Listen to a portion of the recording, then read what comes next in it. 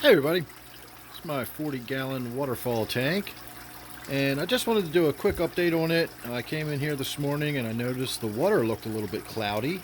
Wasn't really sure what was going on with that, but quick inspection showed me an awful lot of water flowing out of this side of the waterfall area. I'm not talking about the hang on the back filter that I've got on the side there, but I am talking about the water you see flowing behind that piece of wood.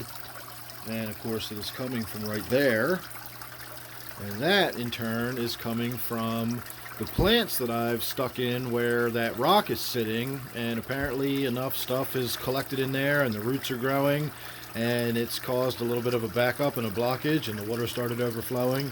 So just like a natural environment, if you go out to a stream or a river and you go there frequently, you'll notice that over time the course of the stream changes, and where the sandbars are and where logs fall, all that tends to shift the way the water flows and the currents change.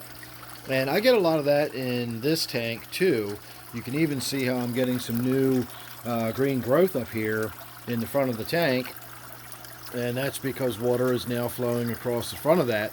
So I will get in here next time I'm in here doing some maintenance on the tank, and I'll clear that out, get the water flowing through there again. I do like a little bit of water dripping because I need to keep this side over here on the right watered.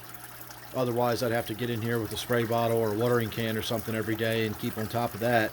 But by allowing some of the water to drip over there, it does it for me. Of course, in this case I've got a little too much going on, and it's taking away from the actual waterfall side of the waterfall.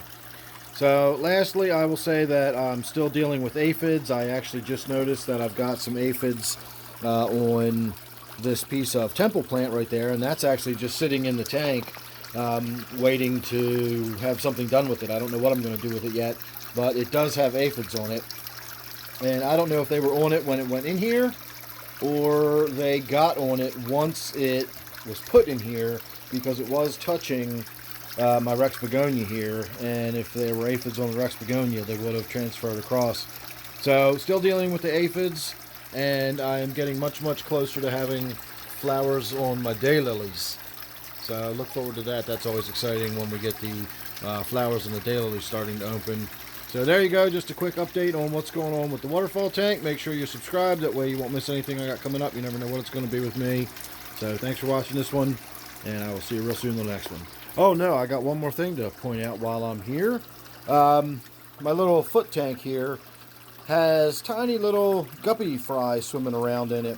So for all the times I talk about how this tank is fairly well neglected, I do top-offs, but I don't ever really do water changes on this tank. Once in a blue moon, I'll get in there and pull some water out and put some fresh water in. Normally, I simply top it off as the water evaporates.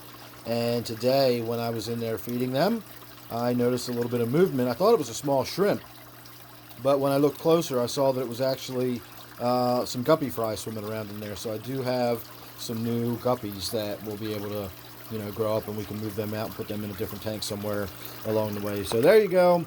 Once again, I'm going to say make sure you're subscribed. That way you won't miss anything I got coming up. You never know when it's going to be with me. And don't forget, of course, that this one here is my 40-gallon waterfall tank. So thanks again. I'll see you real soon in the next one.